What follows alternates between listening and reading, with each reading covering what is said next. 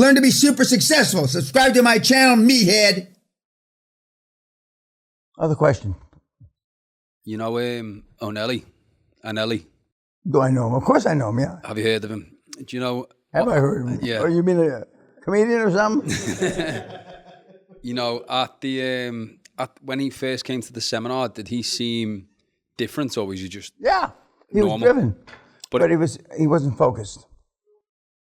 He was, like many of you in this room, he wasn't focused. But we didn't have webinars in those days. We had a couple other guys that attended the seminar, and they, that had been super successful. We had a rabbi, I still remember him. He's the rabbi for Ninam now. It wasn't then, but it is now. And he, and somebody's in the fertilizer business here. Okay. And one of the acquisition candidates that Nelly was going after was a fertilizer, and he really didn't understand. And so this rabbi, who was in the fertilizer business in Israel, said they're bullshitting you, but.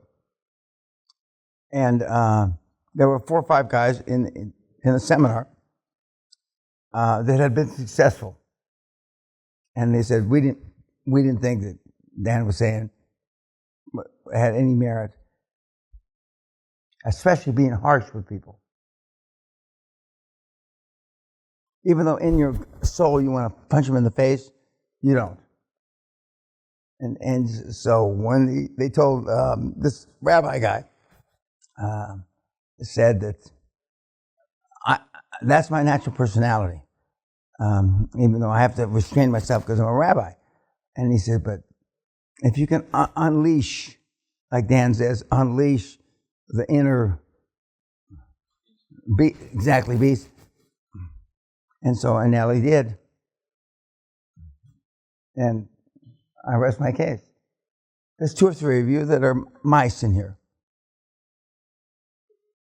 Cunts. Not just cunts, but mice. You're mice. You wouldn't say shit if it was in your mouth. You know who you are. And this model won't work for you. Now, that doesn't mean you won't make 10 million or 100 million or 50 million, but you're not going to not making any big money.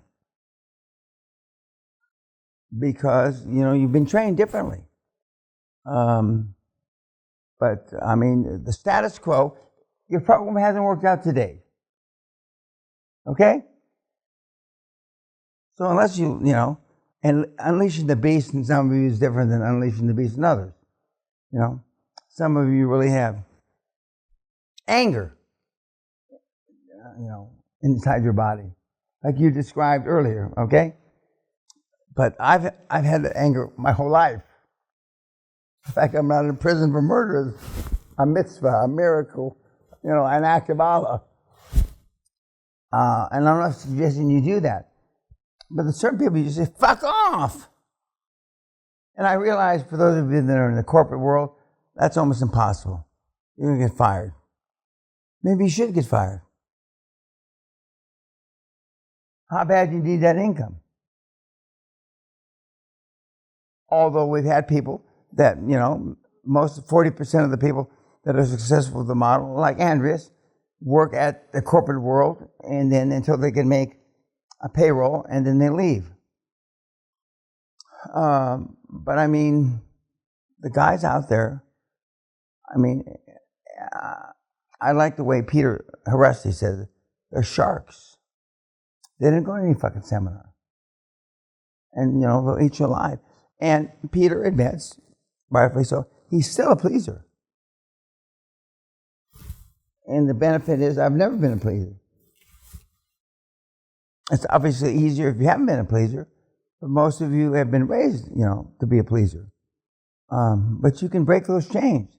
I used to give this slavery kind of break those chains of bondage. That's all bullshit. But how's your program worked out? Fuck. Most of your programs have not worked out.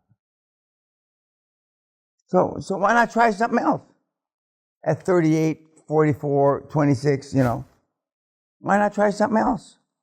What do you got to lose? And goddamn, it's our market. Fuck! That's our market. Now, Nelly is a pretty great success story. A short $1 billion in 5.5 years. He's not the best I got, but he's one of the best. And he's more or less a regular guy. That's a lot of fucking money. You know. And he didn't, not in the 5th webinar, this webinar you saw today. He doesn't dwell on how it's changed his life. But God, guys, Gabriel talked about more how his life's changed in a year. It's pretty fucking remarkable. Beyond the jet and all that bullshit. It's hard to get beyond the jet, but I mean, if you've never had a jet, then it's beyond. But he's done it, to the best of my knowledge, without doing anything illegal. Other question? First, I want to make a comment. In the beginning, well, before I came here, I thought that $1 billion I was overreaching. But now, standing here, and after the week that we've been through, I now know that it's not too far out of our reach. No, it's not. It's not. And to that, I raise a toast. Thank you. And thank you, Dan, for that. You're welcome. Absolutely. To all of you. And my question is, Thomas, the last guy that we The watched. zealot, the psychopath. You talked about the 1.5 times EBITDA advance payment. Was that from... No. He talked about 4 times EBITDA plus 1.5 times in cash. Because he's roughly overfinanced himself about 35%. Was that seller's financed?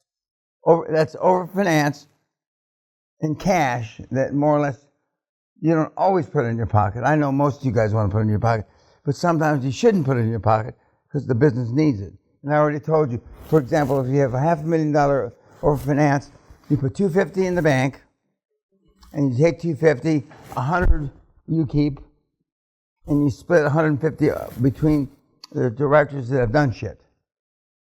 And as soon as you give a director $5,000, and everybody else gets $25,000, you know, I just tell him you're shit. I give him nothing, but you'll give him $5,000, and he'll realize that he's on his way out. He hasn't done shit, and then that'll do one of two things: either he'll quit, leave, or he'll lift his dress up and give you contacts. I don't mean in a sexual way, because all these guys have contacts. If they open up the kimono to you, you will never have to find a deal or prospect again. Now, I push these fuckers myself. I'm an aggressive guy, And you'll see when you get out there, well, you'll call it pushing back. I don't know what that means, but anyway. And you'll realize the more you push back, the more successes you get, the more deals you get, and you'll be a pushback motherfucker. It is not how you're trained. We all know that. It's the antithesis of how you've been trained. That doesn't make it righteous because, and especially now, the last generation and a half, call it the last 30 years, you've been mistrained, mismanaged, whatever the right word is. And especially gals. They don't they don't teach the gals to push back. And, you saw the Viking bitch, God love her, and most of what she said was wrong, the wrong words, the wrong this. I know Dan says this, but I do this. But the one good thing about her is that she pushes back. The other two things is she only listens to me and her husband. Because I tell her that, her husband is now a retiring military officer. And of course, her chairman's a general. And, we all more or less are in sync. Push back. Because if you don't ask, you won't get. And there's nothing wrong with that. As long as it's legal, moral, and ethical. And ethics and morals swing in the wind. So I focus on, it's got to be legal. That's why I say don't go to places that don't have a rule of law. And there's plenty of places on the planet where you can make money where there's a rule of law. I mean, kids, guys,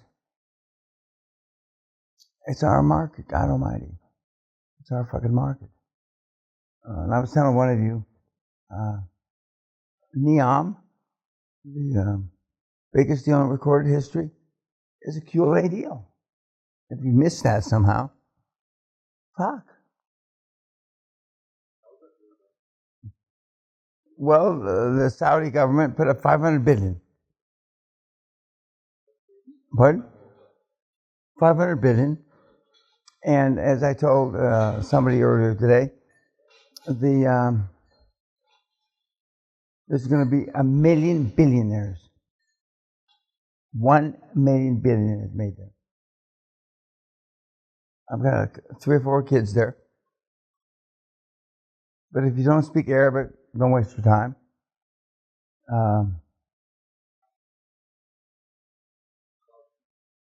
No.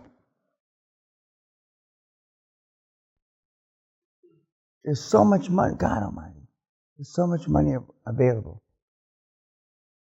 I'll read the Russian email tonight or tomorrow morning.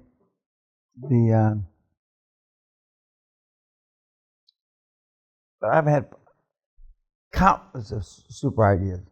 You know, I don't need Russia.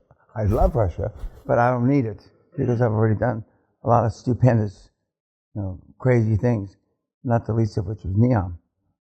Other question? Ask one quickly. Sure. Do you know, so you said about military guys on the board. Obviously, US is like 4-star military generals.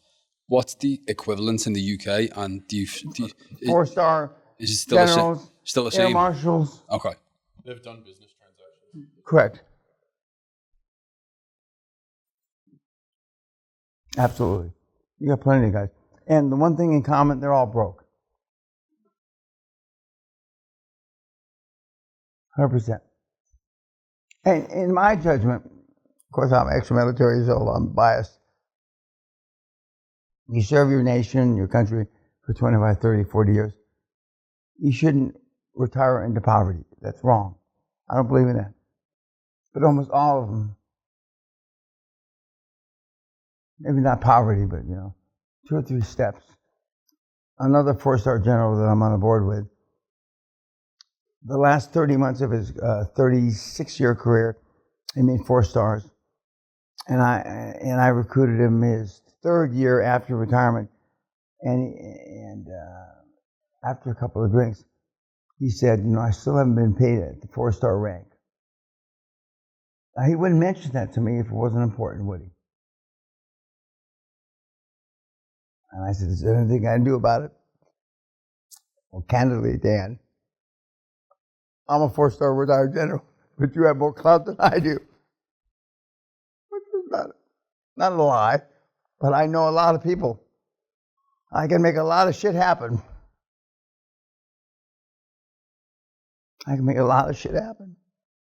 But I think in general, veterans are treated shitty. But if you're treated shitty as a 4-star general, how do you think a sergeant that retires is treated? Like dog shit. I don't think that's right. No, I don't think. I know it's not right. But it's the begin, and that's why I've worked so hard for 7 years about a veteran program. In America, there's 41 veteran programs to get money. The only 2 that are ever used are for education. It's called the GI Bill, to go back to school, and to get a preferred mortgage for your house. But the other 39, nobody uses. And there's hundreds of millions of dollars sitting there to be used by vets. And the U.S. is not the only one. UK, same. But nobody uses it. And so far, I haven't been successful yet to be able to show that there are other veteran programs.